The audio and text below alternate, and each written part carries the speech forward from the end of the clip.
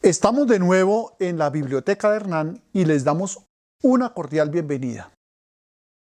Para hoy tenemos un thriller histórico que tiene como protagonista a uno de los grandes genios de la historia. Vamos a hablar del libro de Philip Kerr, Materia Oscura, la vida privada de Sir Isaac Newton. Este libro fue publicado por Ediciones Salamandra de Penguin Random House en septiembre del 2020 y el original en inglés es del 2002. Yo tengo una edición digital del mismo año, 2020, y esto muestra que sigo entrando al mundo de los ebooks.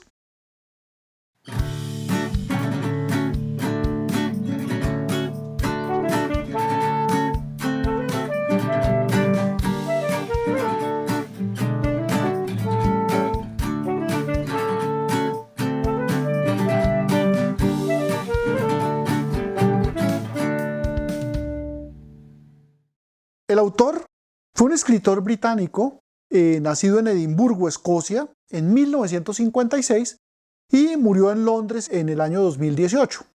Obtuvo una maestría en leyes de la Universidad de Birmingham en 1980 y desde 1989 se dedicó de tiempo completo a su labor de escritor. Sus obras son clasificadas como thrillers históricos y como novela negra. En esta última se destacan las 11 novelas de su personaje, un detective alemán llamado Bernie Gunther. Hablemos de la obra. Isaac Newton era el administrador de la Real Casa de la Moneda de Inglaterra y vincula como su ayudante a Christopher Ellis, quien no logró terminar su carrera de abogacía y en cambio es un poco pendenciero y muy hábil con la espada y las pistolas. La obra se desarrolla en 1696, momento en el que Inglaterra y Francia están en guerra. Además, la moneda inglesa se está desvalorizando, porque hay personas que las liman para obtener lingotes de oro y de plata para venderlos en el continente, especialmente en Francia. Entonces, Inglaterra se embarcó en un proceso de reacuñación de la moneda con un sistema que limitaba o hacía más evidente la tarea de esta de limar y extraer los metales preciosos. Newton, además de liderar el proceso de acuñación, junto con Ellis debe perseguir a los falsificadores y llevarlos a juicio.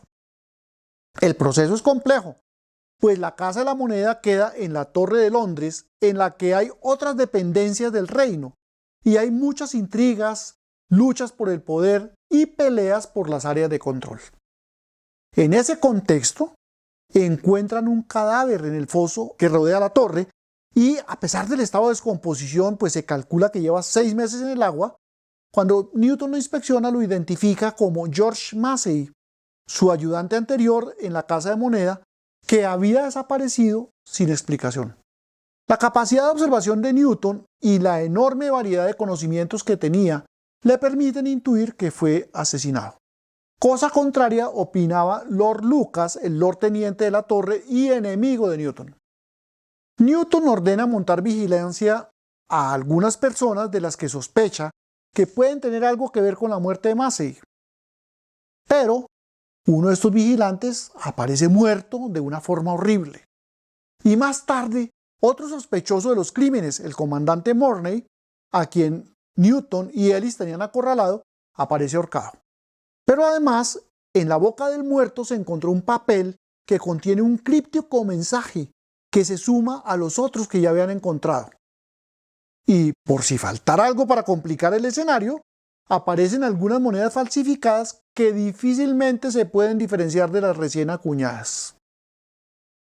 Los mensajes están cifrados y la extraordinaria inteligencia de Newton se ve sometida a un gran reto. A pesar del uso de las matemáticas, es muy difícil encontrar la forma de descifrar los códigos en los que están escritos esos mensajes. Pero Newton y Ellis van percibiendo que detrás de los asesinatos hay algo más grande que la falsificación de las monedas. A la par con estos cruentos sucesos, hay una historia de amor, pues Ellis se enamora perdidamente de la sobrina de Newton y al parecer es correspondido. Pero la historia de amor tiene sus complicaciones insospechadas y esto le pone una buena dosis de drama sentimental a la novela. Finalmente, Newton logra descifrar los mensajes y junto con Ellis van descubriendo el trasfondo, no sin poner en riesgo sus vidas e incluso la reputación de Newton. ¿Qué comentarios podemos hacer? Esta es la primera obra que leo de Philip Kerr y el balance general es positivo. El trasfondo histórico es real. Newton, además de ser un gran genio que transformó la ciencia con sus descubrimientos y los enunciados de las leyes de la física, trabajó efectivamente como administrador y 4 años después de los hechos narrados fue promovido al cargo de intendente de la Real Casa de la Moneda, que ejerció hasta su muerte en 1728. Es un hecho real que su ejercicio en ese cargo se dio durante la reacuñación y que montó una red de espionaje que permitió la captura y condena al patíbulo de muchos falsificadores. La novela tiene como aderezo muchos aspectos de gran interés, como el de destacar la fuerte confrontación entre facciones religiosas que surgió como consecuencia de la Reforma Protestante y de las consecuentes guerras de la religión. La pugna entre protestantes y papistas llevó a asesinatos en masa y a la persecución por las ideas religiosas. Kerr nos muestra a un Newton con una posición que podría ser calificada de herejía en su época al negar la Trinidad que postula el catolicismo. Un aspecto que me previno un poco y a ratos me frenó el ritmo de la lectura es el perfil de detective que se le da a Newton. Por ratos me sentía leyendo uno de los cuentos de Sherlock Holmes o del padre Brown, el famoso personaje de Chesterton.